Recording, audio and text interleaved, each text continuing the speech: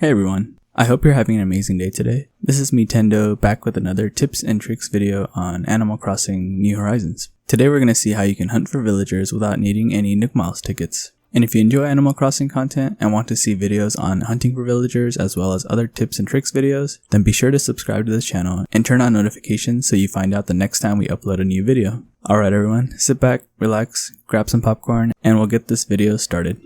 Hunting villagers has become the new norm for Animal Crossing players who have Nook Miles tickets. As most of you know, when you have an open piece of land on your island, you can use one Nook Mile ticket to visit a mysterious island to find one random villager. But what if I told you you can hunt for villagers for free? Yes, I said it, for free. The only option to hunt for free villagers is to use the campsite method. The campsite is a place you can unlock as soon as you upgrade your resident services building, which means you would already need to have built 3 houses and get 3 new villagers to move into your island. And this is separate from your first 2 original villagers that arrive at the island with you. The campsite is a great place to recruit more residents to live on your island.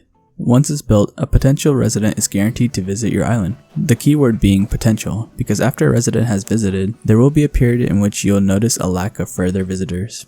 Another visitor will show up, but at the earliest being 3 days after your last villager visited the campsite.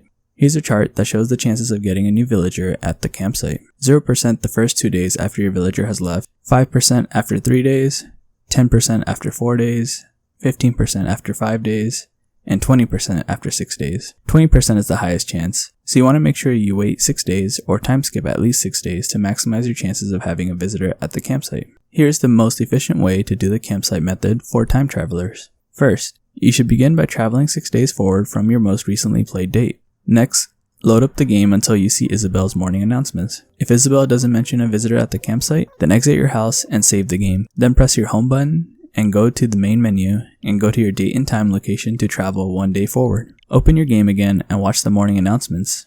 If Isabelle doesn't mention there is a visitor at your campsite, immediately close the game and time travel 1 day forward again. Repeat this process until you finally have a visitor. A pro tip is if Isabelle doesn't mention that you have a campsite visitor as her first announcement, then this tells you that you do not have a visitor and you do not need to watch the rest of her announcements. Once you finally have a visitor, go see who it is. If it's not a villager you're looking for, then save the game, exit, then skip 6 days forward and repeat this entire process until you get the next villager.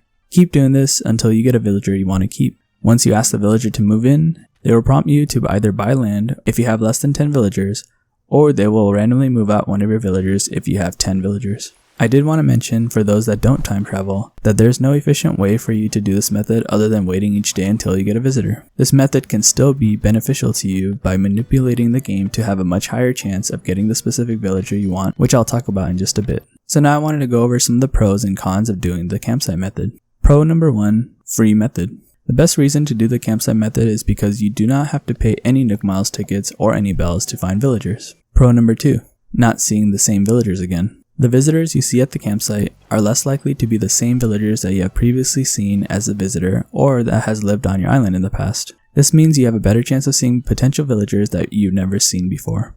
Pro number 3, better chances. Villagers with a personality that is different from villagers already living on your island seem to visit at a higher rate. This means that you can potentially rig which villagers you get by filling your island with villagers with different personalities than the ones you are currently hunting for. The best way to do this is by making sure you have 10 villagers living on your island, but this can still work with less. If you're looking for a smug villager like Raymond, then make sure you don't have any other smug villagers living on your island to get the best possible chance of having Raymond or other smug villagers showing up at your campsite. For those of you that like numbers, if you have all 8 personality types living on your island currently, then you have a 12.5% chance of getting any type to show up at the campsite. And if you have 7 out of the 8 personalities, then you have a 60% chance of you finding that missing villager type. This means you have a 60% chance of seeing any of the 35 smug villagers. And here are the cons. Con number 1, time. It will take you much more time seeing one villager at a campsite versus you being able to use one Nook Mile ticket and seeing a villager at a mysterious island. In my own personal experience, it took me about 4 hours to find 25 villagers using the campsite method, but took only 1 hour to go through 25 villagers using the Nook Miles method. Con number 2, annoying. You'll most likely get annoyed of seeing the morning announcements after the first 50 times you have to time travel to watch Isabelle's announcements. If you have any other pros and cons that I didn't mention, be sure to let me know in the comments below. Here are 5 things to note. Number 1, the villager that comes to your island when you first create the campsite is fixed for every island. You won't be able to change this villager no matter how much you time travel. so if you want to get a specific villager, you'll have to try from the second visitor onwards. Number 2. The maximum number of villagers that can live on your island is 10. If you happen to reach this cap, the villager that visits your campsite will offer to swap places with an existing character on your island. This character is chosen randomly, but a good tip is that once the campsite villager decides who will be swapped, you can prevent this by shutting down the game before the dialogue between you two finish.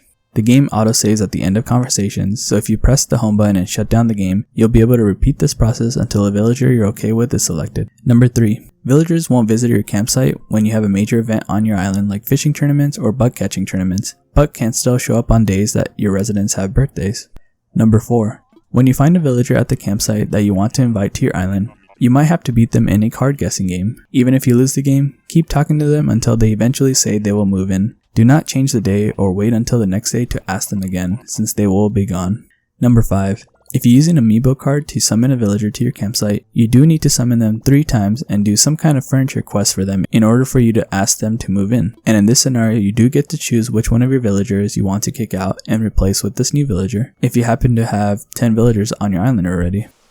Alright everyone, that's everything I have on being able to hunt for villagers for free using the campsite method. Let me know in the comments on your favorite villagers that you found using this method. So far, my favorite villager that I found using this method was Anka, and you can watch my hunting for amazing villagers using the campsite method video, which I'll leave a link in the description below for those of you that are interested. Thanks so much for watching this video everyone. Be sure to hit the like button if you did enjoy this video, and please subscribe if you're not already subscribed. As always, thanks for watching the video, appreciate you guys very much, and hope to see you in the next one. Take care.